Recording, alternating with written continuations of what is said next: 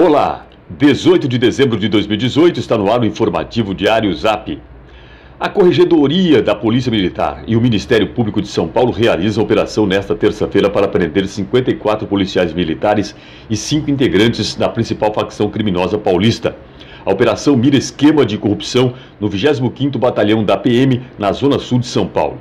A investigação começou em fevereiro após a interceptação de 82 mil ligações telefônicas. Além de corrupção, são investigados os crimes de tráfico e associação para o tráfico. A Boeing, gigante americana da indústria de aviões, vai pagar 4,2 bilhões de dólares para ficar com 80% da empresa, que será criada em associação com a Embraer para atuar na área de aviação comercial. O valor é 10% maior que o acertado em julho, de 3,8 bilhões de dólares, quando foi anunciado o negócio. O futuro ministro da Economia, Paulo Guedes, quer cortar pela metade os repasses para o Sistema S, comandado pelas confederações empresariais e que inclui SESI, SESC e SENAC. As entidades são custeadas por impostos pagos pelas empresas. Jair Bolsonaro confirmou que sua equipe analisa a situação da terra indígena Raposa Serra do Sol em Roraima. O território abriga reservas minerais e possui terras férteis. Bolsonaro disse que se trata da área mais rica do mundo e que deseja integrar o índio à sociedade.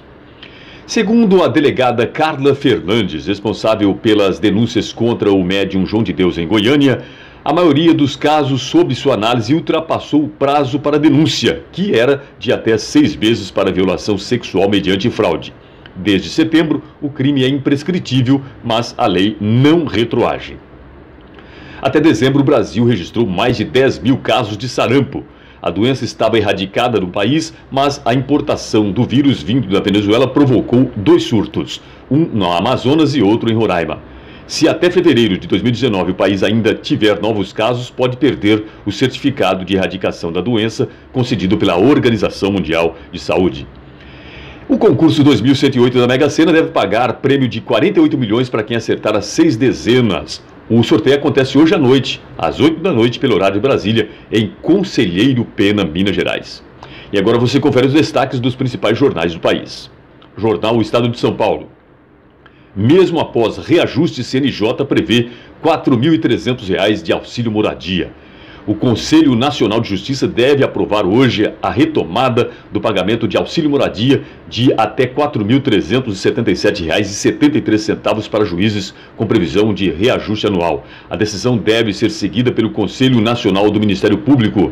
O penduricalho, como é chamado, foi revogado no mês passado em articulação em troca do aumento de 16,38% no salário dos ministros do Supremo Tribunal Federal. A nova proposta prevê normas mais rígidas para a concessão do auxílio moradia. O valor só seria repassado a magistrados que atuem fora da comarca de origem, não tenham casa própria no novo local e mediante comprovante de despesa. Em 2017, o Judiciário gastou 291 milhões com o benefício e o Ministério Público 108 milhões. A Folha de São Paulo destaca: acerto, Boeing Embraer vai criar 2 novas empresas. Após um ano de negociação sob forte influência política, Boeing e Embraer fecharam os termos da venda da área de aviação civil da empresa brasileira para a americana.